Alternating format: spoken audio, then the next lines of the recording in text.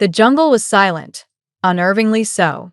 Thick vines hung from trees that reached impossibly high, their trunks wide enough to dwarf even the largest of elephants. The heat was oppressive, the air so thick with humidity that every breath felt like a chore. Beneath the thick canopy of leaves, only slivers of sunlight managed to break through, casting an eerie green glow over the undergrowth. Dr. Evelyn Marks wiped the sweat from her brow and squinted at the worn, crumbling map in her hands. The ink was fading, but the lines and markings were just legible enough to make out. This was it. She was close, closer than anyone had been in decades. The ancient civilization she had spent her life studying, long believed to be a myth, was hidden somewhere deep within this jungle, and she was determined to find it. Behind her, the rest of the expedition trudged along in silence. There were only 5 of them left now. The journey had taken its toll. Months of trekking through inhospitable terrain, navigating deadly rivers, and surviving encounters with wildlife had reduced their numbers and left them on edge. Every step felt like a gamble. Every day brought new dangers. But Evelyn was undeterred. She had come too far to turn back now. "Are you sure we're close?" James called from behind, his voice strained. He had been her research assistant for the past 5 years, always dependable, but lately, even he seemed to be questioning the wisdom of this journey. Evelyn didn't turn to answer, her eyes still fixed on the map. Yes. "We're almost there." The coordinates matched the location described in the journals. The journals? That was where all of this had started. A year ago, in the archives of a museum in Peru, Evelyn had stumbled upon an old leather-bound journal written by a Spanish explorer in the 1600s. The pages detailed the explorer's account of a hidden city deep within the Amazon, where a once powerful civilization had vanished without a trace. The city was said to hold untold riches, gold, jewels, artifacts of unimaginable value. But more intriguingly, it spoke of a force the civilization had guarded, something that could change the world. Most historians had dismissed the journal as mere fantasy, the ramblings of a man driven mad by the jungle. But something about the descriptions, the specific landmarks, had sparked a fire in Evelyn. After months of research, she had uncovered other references to the lost civilization, scattered across different texts, each one offering small clues that seemed to corroborate the story. And now, after endless preparation, here she was, on the verge of discovering what had been forgotten for centuries. The trail they followed had grown narrower over the past few hours, the vegetation becoming more dense and difficult to navigate. Each step was a battle against the thorns, the branches that clawed at their clothes, the thick mud that sucked at their boots. The others were clearly tired, their movements sluggish, their patience wearing thin. But Evelyn pushed forward. Suddenly, the trees opened up into a clearing, and Evelyn stopped dead in her tracks. Before them stood a massive stone structure, half buried in the earth, its surface covered in moss and vines. Ancient carvings adorned the walls, their shapes worn down by centuries of erosion, but still recognizable. At the center of the structure was a grand staircase, leading up to what looked like the entrance of a temple. Evelyn's heart raced. This was it, the lost city. "We found it," she whispered, her voice barely audible. The others gathered around her, staring in awe at the sight before them. For a moment, all the fatigue, the frustration, the doubt melted away. They had done it. They had found what no one else could. "Unbelievable," James breathed, taking a step closer to the structure. "It's real." Evelyn nodded, her eyes scanning the carvings. The images depicted scenes of ritual and sacrifice, figures bowing before what appeared to be gods or deities. But there was something else, a recurring symbol, one that appeared over and over again in different places on the structure. It was a circle, bisected by a jagged line. She had seen it before in the journals, but now, seeing it carved into the stone, it filled her with a sense of unease. "What does it mean?" asked Laura, the expedition's linguist, as she ran her fingers over the carvings. "I don't know," Evelyn admitted, her brow furrowing. "But it's important. It's everywhere." They stood there in silence for a moment, staring at the structure, before Evelyn took a deep breath and turned to the group. "We need to go inside." The interior of the temple was even more breathtaking than the exterior. Massive stone pillars held up a vaulted ceiling, and the walls were covered in intricate carvings that told the story of the civilization that had built the city. Torches mounted on the walls flickered, casting long shadows across the room. The air was thick with the smell of damp stone and decay, but there was also something else, a sense of power, of ancient magic, that seemed to pulse through the very walls. They moved carefully, their footsteps echoing in the vast chamber.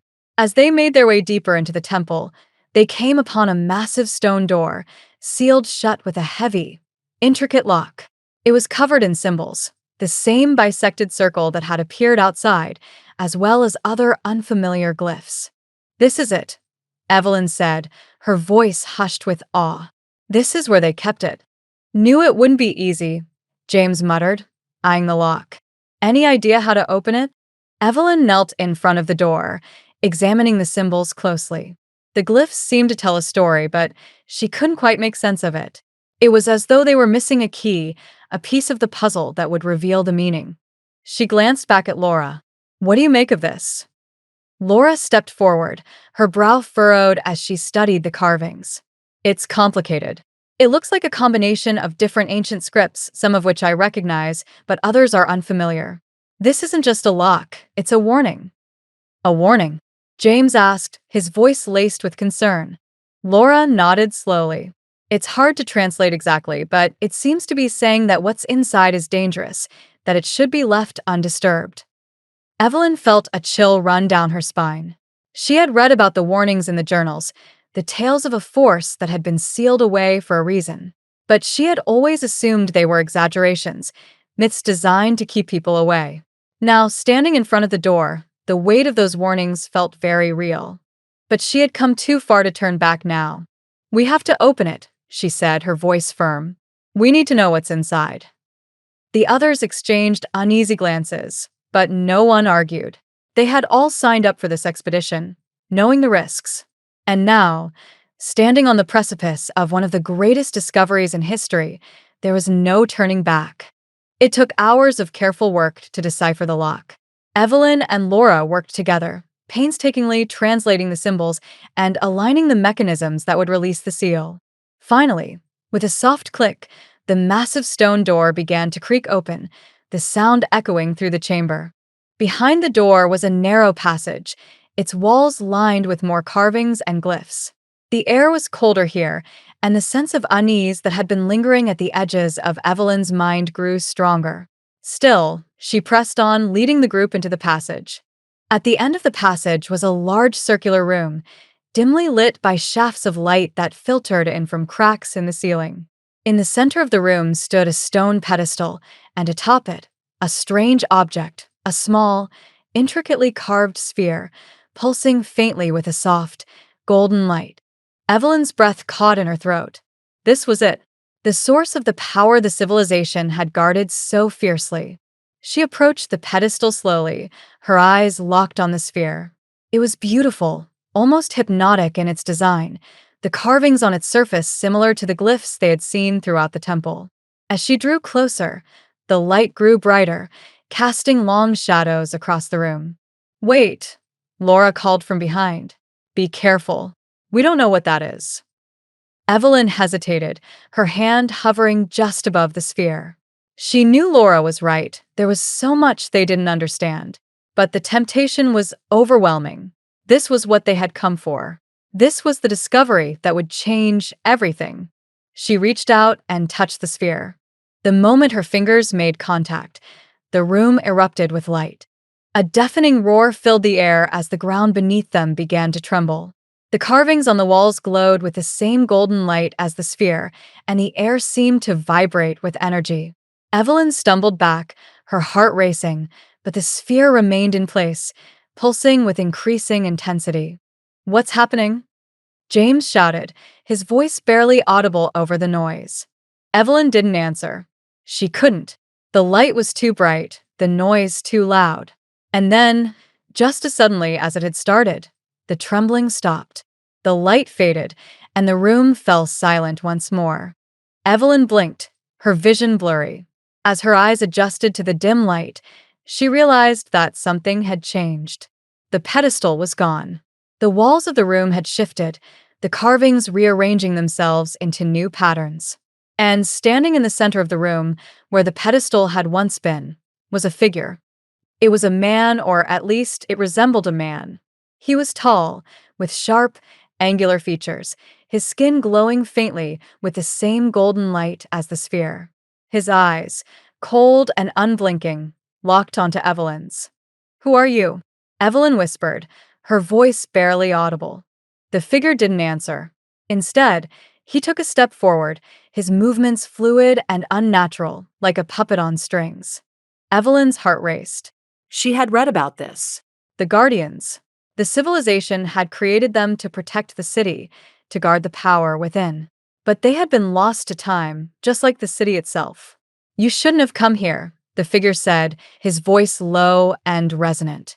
"This place was not meant to be found." Evelyn swallowed hard, her mind racing. We didn't know. We were just trying to." "To what?" The figure interrupted, his voice sharp.